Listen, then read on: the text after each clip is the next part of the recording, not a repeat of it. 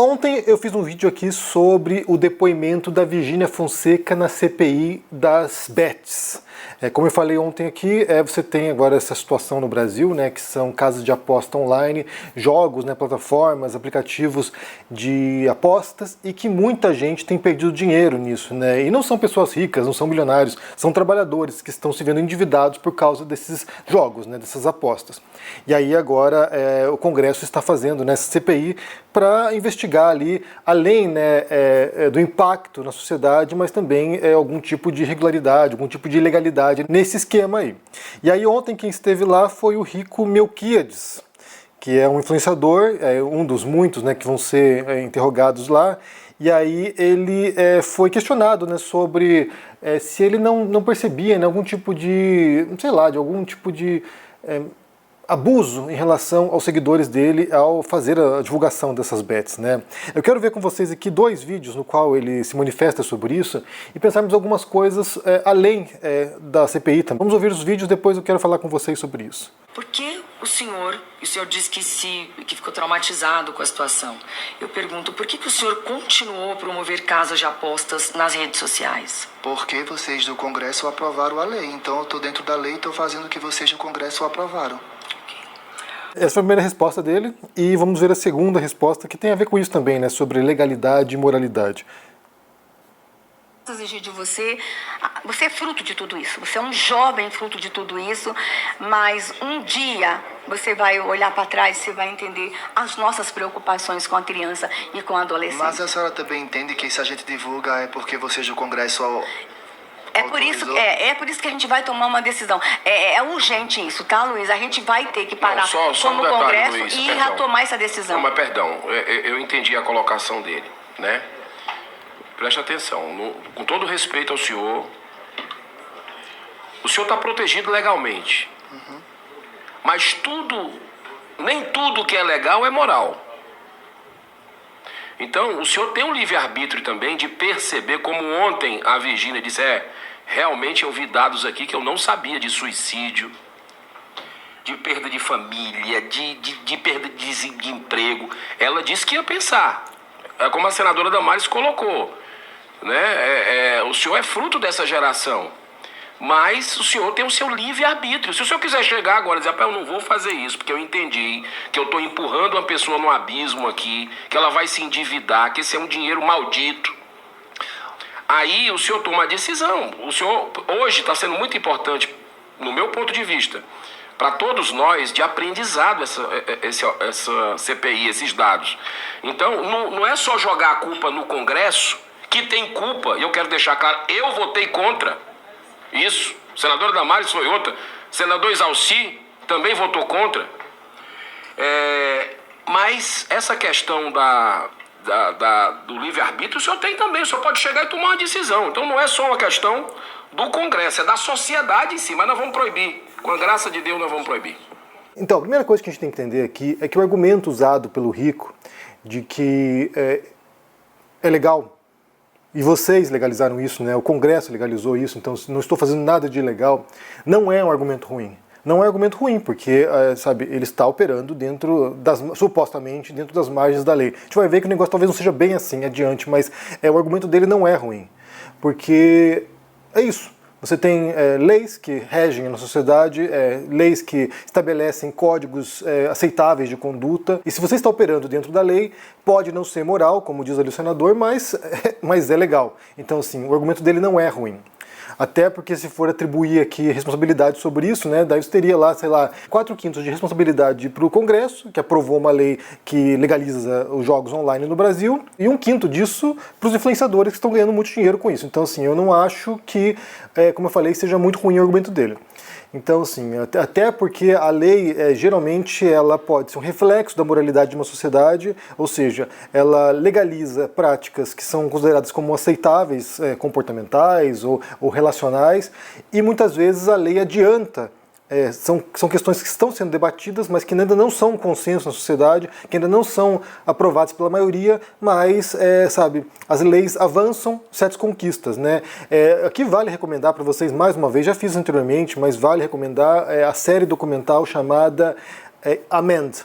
The Fight for America. É uma série que tem na Netflix e que vai contando sobre reformas legislativas, né, reformas da Constituição dos Estados Unidos durante 150 anos para poder avançar direitos de minorias no país, né? Então, assim, a abolição da escravidão, por exemplo, a aceitação de certas minorias como cidadãos dos Estados Unidos. Então, assim, você vai percebendo como é uma disputa que vai se dando, uma disputa histórica que vai se dando entre diferentes forças para tentar avançar certos direitos, depois há retrocesso, depois há avanços, e assim essa disputa vai se dando.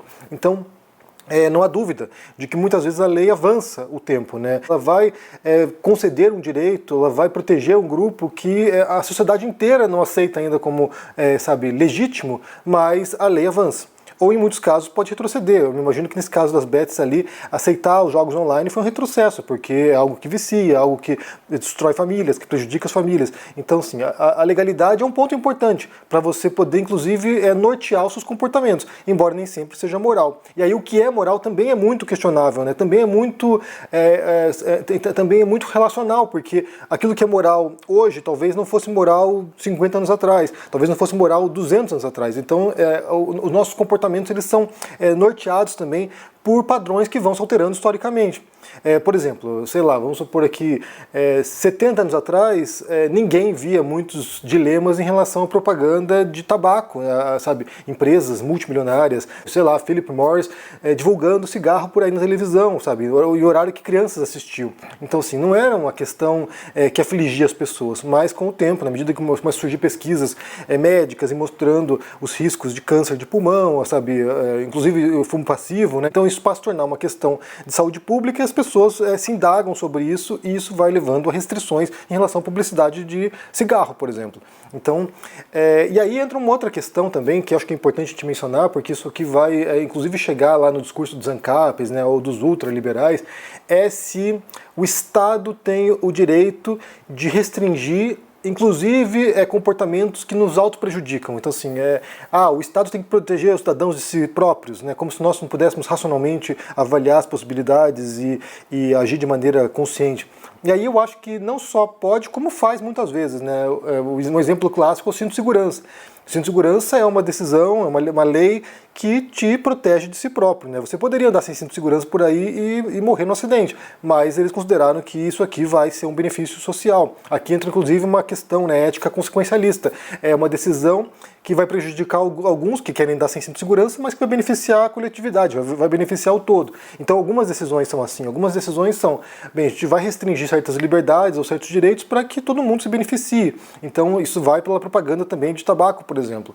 E nesse caso dos bets, eu acho que uma decisão agora que reverta, né, que restrinja esses jogos no Brasil, seria visando o bem coletivo. Então, sim, só lembrando, voltando aqui ao ponto inicial, o argumento dele não é ruim. É legal, não estou fazendo nada de ilegal, portanto, estão me tratando como se fosse bandido aqui, e não é esse o caso. Porém, aí entra aqui, as entrelinhas da história. Tem uma reportagem aqui de ontem da Carta Capital, né? A manchete é Rico Melquiades, que depois, na CPI das bets, fechou o acordo de R$1 milhão com o Ministério Público. Os valores devem ser devolvidos de forma parcelada, 600 mil de uma só vez e 400 mil em 8 prestações. Então, parece aqui, né, que o negócio não é tão legal assim. Então daí entra no ponto que pega aí, né? Então eu vou ler para vocês a reportagem para vocês entenderem aqui que talvez o negócio não seja tão simples assim. O influenciador Rico Melquiades confessou práticas ilegais envolvendo a divulgação de casas de apostas e se comprometeu a pagar R$1 milhão em multa para encerrar uma investigação contra ele na Justiça de Alagoas. A informação conta de um acordo de não persecução penal firmado com o Ministério Público e homologado no dia 23 de abril. O humorista foi interrogado na CPI das bets no Senado nesta quarta-feira, dia 14. Os valores devem ser devolvidos aos cofres do Estado de forma parcelada. R$600 mil de uma só vez e 400 mil em 8 prestações. A primeira parte já estava sob a guarda do Tribunal de Justiça alagoano, que mandou bloquear os bens do influenciador em janeiro. Na ocasião, no âmbito da Operação Game Over 2, a Polícia Civil apreendeu um carro dele. O arranjo proposto pelo Ministério Público vale para crimes sem violência e com pena considerada baixa. Nesses casos, o órgão entende que o acordo seria suficiente para reprimir as irregularidades apontadas no decorrer da apuração.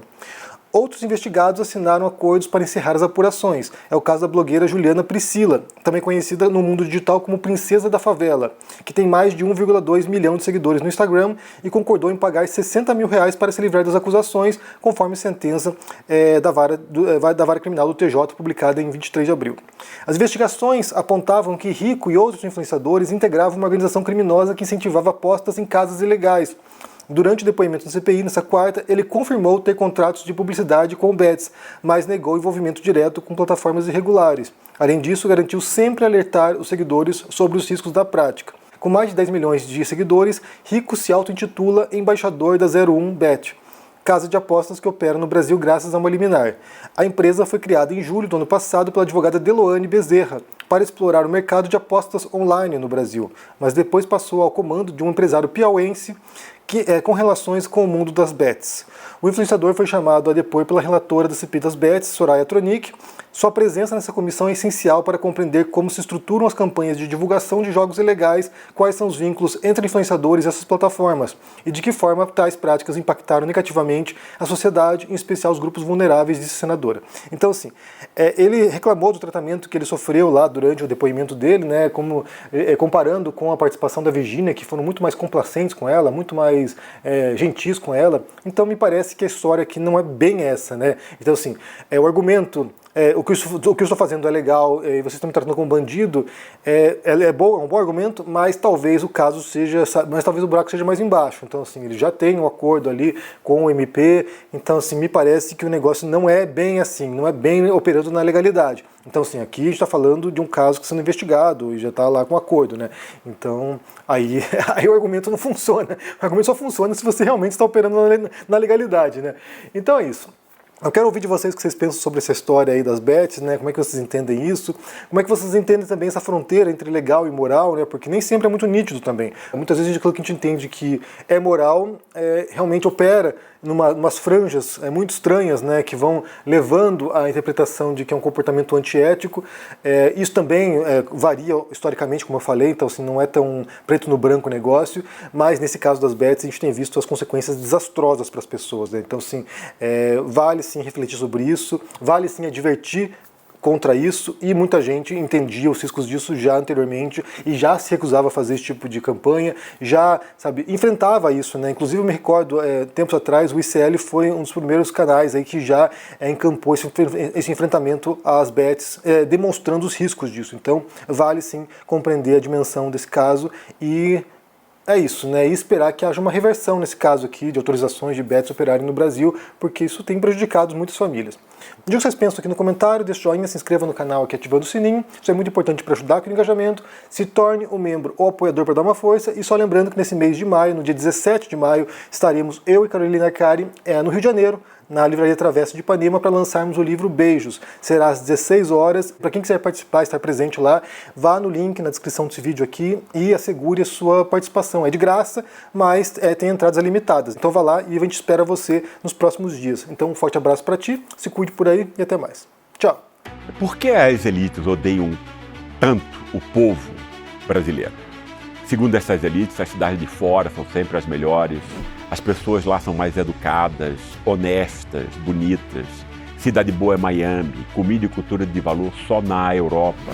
É sobre esse tema e a explicação disso que farei a próxima aula magna da pós-graduação do ICL, Repensando o Brasil, Sociedade, Política e História.